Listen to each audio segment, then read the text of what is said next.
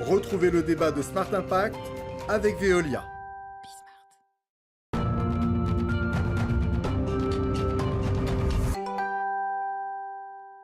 Comment créer des aires marines fortement protégées en France? C'est notre débat tout de suite avec Charlotte Sèvres. Bonjour. Vous êtes doctorante au Centre de recherche insulaire et observatoire de l'environnement. À vos côtés, Frédéric Lemanac. Bonjour. Bonjour. Bienvenue, directeur scientifique de Bloom, association qui œuvre à la création d'un pacte durable entre les humains et la mer. Je rappelle le contexte. Emmanuel Macron s'y était engagé au printemps 2019. La France veut placer 30% de son territoire et de ses eaux sous un statut destiné à protéger leur biodiversité.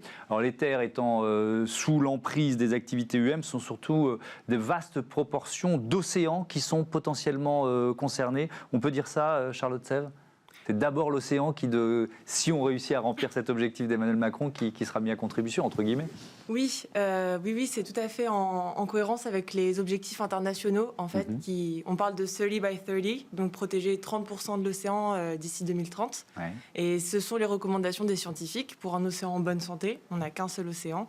Il faudrait mettre 30% de cet océan sous protection. Ouais. Et donc les aires marines protégées, c'est un des outils principaux pour protéger nos océans. Oui, alors il y a les aires marines protégées et fortement protégées. On va faire la différence. J'ai trouvé ces chiffres de la revue Marine Policy. La zone économique exclusive française, ou les eaux françaises, ça compte 33,7% d'aires marines protégées aujourd'hui, mais 1,6% seulement sont fortement protégées.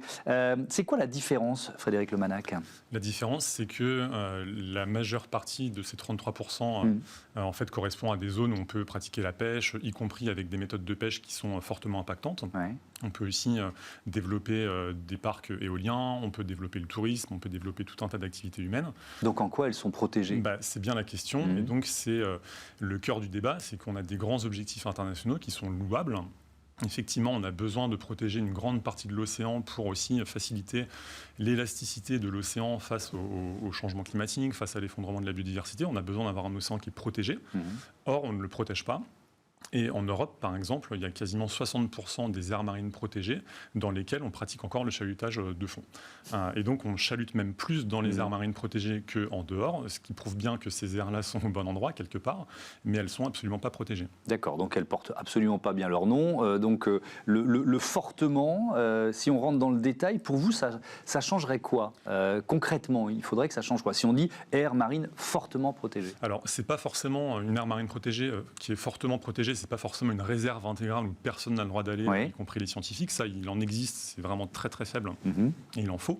Mais le fortement, ça doit au moins inclure l'exclusion des méthodes de pêche qui sont destructrices, l'exclusion de la présence de champs d'éoliennes, de prospection minière, de prospection pétrolière. On a vraiment besoin d'avoir des zones qui sont protégées des activités impactantes humaines. Après, que des petits pêcheurs qui vont pêcher à la ligne, au casier, y aillent parce que c'est leur zone aussi de vie, c'est une chose. En revanche, que des gros bateaux qui vont tracter des engins de pêche actifs sur le fond de l'océan, là, c'est un autre problème. Mais est-ce que ça veut dire, Charlotte Sèvres, qu'il faut que ces zones, ces aires marines fortement protégées soient quasiment exclues de l'activité économique? J'ai bien entendu ce que vous dites, mais je voudrais qu'on précise ça. Alors pas forcément. En fait, ce qui va faire l'efficacité d'une aire marine protégée, donc écologique et potentiellement économique, parce que les bénéfices économiques viennent des bénéfices écologiques des aires marines protégées, ça va être son niveau de protection. Et donc on a classifié les aires marines protégées en différents niveaux de protection en fonction des activités qui sont autorisées à l'intérieur ou non. Et on a pu prouver que 2 niveaux étaient efficaces écologiquement. C'était les intégrales, donc des aires marines à l'intérieur desquelles on n'a pas le droit de pratiquer des activités extractives, comme la pêche par exemple, mais aussi des hautes, où certaines activités extractives, certaines activités de pêche justement non impactantes, ou qui sont très sélectives, vont être autorisées. Et donc ces 2 niveaux de protection-là sont efficaces écologiquement. Et nous, ce qu'on recommande, c'est notamment d'inclure dans le terme protection forte les protections intégrales et hautes définies par ce guide des AMP et cette classification. Qu'est-ce que vous pensez du label MSC qui est censé garantir une pêche durable ? Je vous pose d'abord la question et puis ensuite Frédéric Lemanac. Le label MSC, le problème, c'est que beaucoup de gens peuvent l'avoir, notamment si on a des revenus économiques, il me semble, et que ça ne garantit pas forcément une pêche durable. Le plus important, ça va être la manière dont on va pêcher, les engins qu'on va utiliser et le type de pêche qu'on va faire. Et je pense que...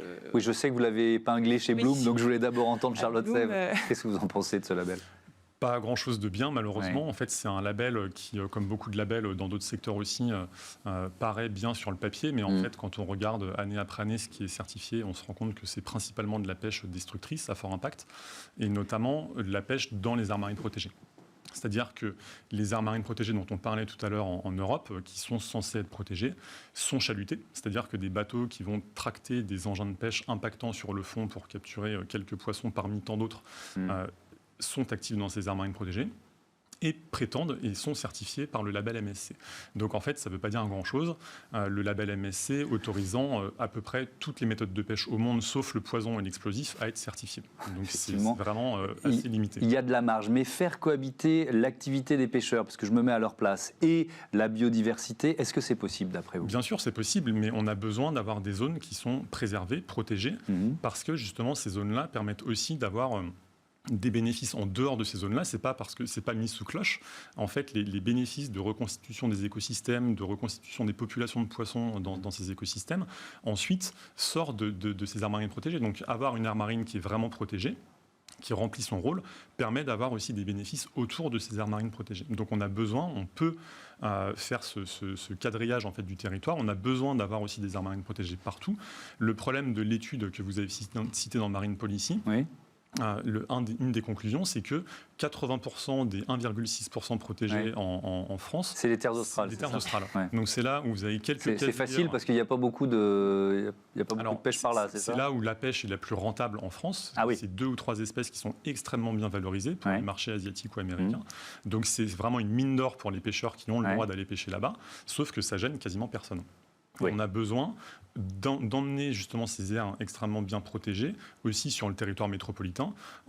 Sur la façade, c'est aussi un chiffre de l'étude, dans la façade Manche, mer du Nord et Atlantique, on a 0,01% d'aires qui sont effectivement protégées. Oui, puis là on est plutôt dans une bagarre entre pêcheurs français et britanniques, donc on est, je pense, très loin de l'objectif qui a été affiché par Emmanuel Macron. Mer du Nord, golfe de Gascogne, Charles Sèvres, vous pensez qu'on va se tourner plutôt effectivement vers les terres australes, vers la Nouvelle-Calédonie, vers ces zones-là pour remplir l'objectif ?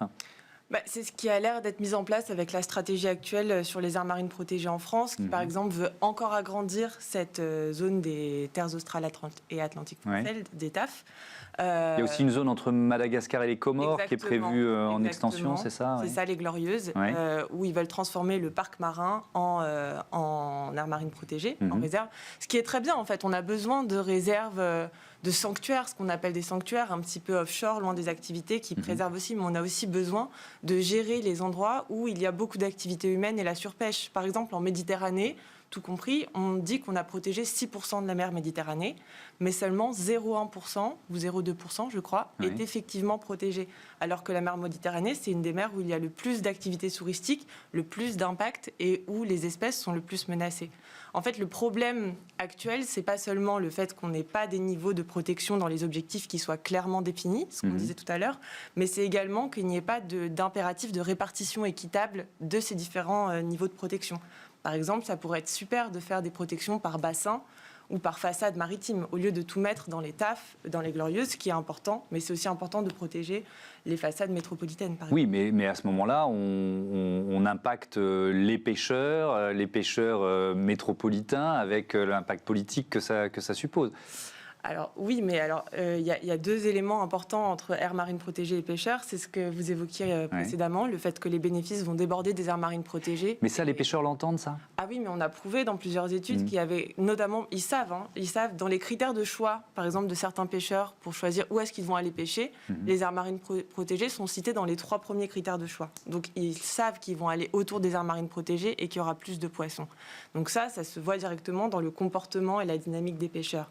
Et ensuite, il y a une autre étude qui est sortie l'année dernière dans un journal qui a prouvé que si on mettait par exemple 5% globalement dans le monde d'aires marines protégées, on pouvait augmenter les captures de 20%. En fait, il y a 2 dimensions à prendre en compte. C'est la dimension spatiale où ils vont se déplacer autour des aires marines protégées pour avoir plus de captures, et la dimension temporelle qui fait qu'au bout de quelques années, alors on n'est pas encore sûr, mais ça pourrait être entre 5 et 15 ans par exemple, on pourra avoir des bénéfices supérieurs pour les pêcheurs à l'extérieur des aires marines protégées. Mais ils vivent de quoi dans l'intervalle? Alors là, il y a notamment les solutions des labels pourraient être des choses qui permettraient notamment à certains petits pêcheurs de faire leur métier. Et les aires marines protégées pourraient aussi, celles qui autorisent la pêche, qui est ce qu'on peut dire responsable, être un moyen de favoriser les petits pêcheurs. Parce que beaucoup de la surpêche est organisée par la pêche industrielle à grande échelle. Et ça, c'est un problème, notamment avec tous les moyens qui leur sont donnés. Et les petits pêcheurs sont un peu mis de côté. La France est évidemment particulièrement observée sur ce thème parce qu'on a le deuxième domaine maritime au monde. Pour conclure, Frédéric Lemanac, l'objectif des 30% 2030, vous y croyez? Vous pensez qu'il est réalisable?